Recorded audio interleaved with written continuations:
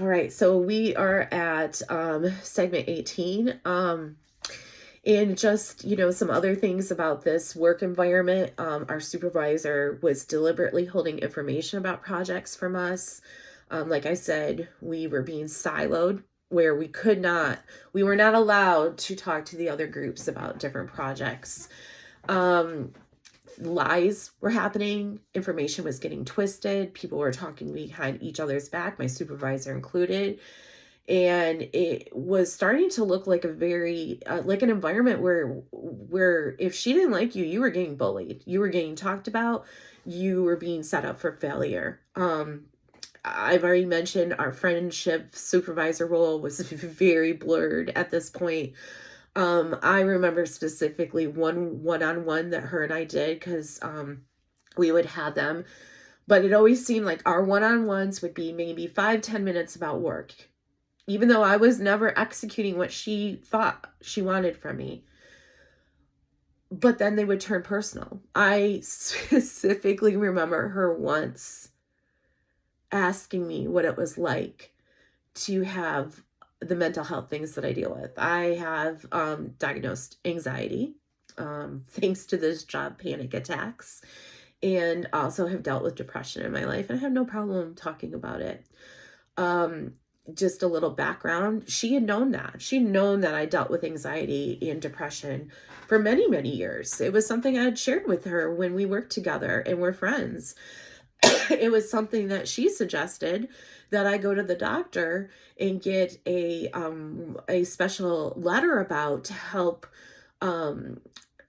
with hiring, because some places will hire you if, because it brings diversity to the workplace, if you have, if you're hiring people with also mental health things, that sort of thing, disabilities, whatever. So I had done that to help give myself a shoe-in when I was looking for other jobs prior to me taking this job. So she was quite aware that I had mental health things I was dealing with. I have always been pretty open about that with other people, because I feel like in this country, mental health is looked at in a stigmatic way. And I wasn't willing to play that game. So I am open about it. And I remember her asking me what it was like, because she did not know what that was like. And she was dealing with some very hard mental health things with her own daughters. And so, we talked about it, but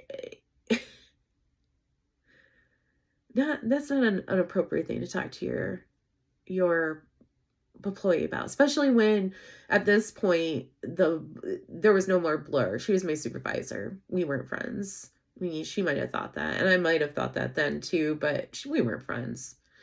And she had no business asking me about that, or talking to me about it, or me even sharing that, or her asking the question to begin with. Then the other thing is, she had an insane obsession with strength finders. If you know, you know. Strength finders is basically like a personality test where it, finds out like what your strengths are. Like, are you a logical person? Are you a learner? Are you, to be honest with you, strength finders for me is a very hard word to hear and say. It's very triggering for me. So I don't remember all of the aspects of it, but my God, we heard about it. You did not start that job without doing strength finders and her finding out all your categories. Then she would use those categories throughout your time under her regime to throw it in your face or manipulate you or demean you. She'd assign projects based on the strengths you needed to improve on. I remember one of my strengths is, I think it was the logic one that she always was harping me on. and saying that I need to pull on that strength and I needed to really embrace that strength. And I remember going to that corporate person that they had set me up with for mentoring me. Like, you know, I'm a very literal person. What does she mean? I am a very logical person. I'm a very organized person. I don't understand how I'm not using this strength. And we talk about it and we talk about it. And then it was, oh, Shannon, you need to find your growth mindset. Well, guess what? I've found it and I have grown. I mean, I am someone who, I am stubborn, but I'm willing to learn and try new things. But good God, if you can't even explain to me in a way that I understand what it is you want me to grow on or embrace my logic, I think I spent more time trying to figure that out, or being in these meetings where they would just go on for god-awful long lengths of time, that no wonder I didn't have time to get my other work done. The other thing that drove me nuts is how she'd make you do her dirty work. I had some friends that I'd worked on another project with that worked in my area. And, you know, they helped us on some projects, but then when she no longer wanted them associated with this project, or wanted that person associated with that project, she wanted me to basically tell the person, we're done with you. There was no nicety about it. It was just, we're done with you until we need you again. And I pride myself on having good customer service to my internal and external people that I work with. And it just broke me telling this person we no longer needed them. And there was no good reason for them no longer to be helping us with this project.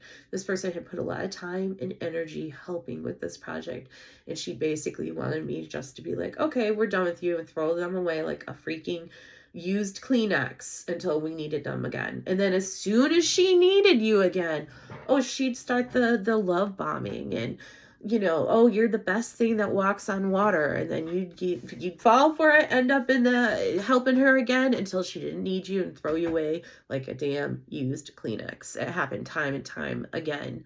You know, it was also hard during this time because I literally was surrounded by COVID 24/7. All my training that I was working on delivering was related to it. All my colleagues were working on COVID stuff. I was in an emergency response type of training atmosphere, and it just was COVID 24/7. And any of you who worked during that time related to COVID, it just drains you. You couldn't get away from it. I talked about it. I worked on projects related to it. I stopped listening to podcasts because that's all he talked about. I'd stopped listening to the news. It just was COVID all the time. And there was no break from it.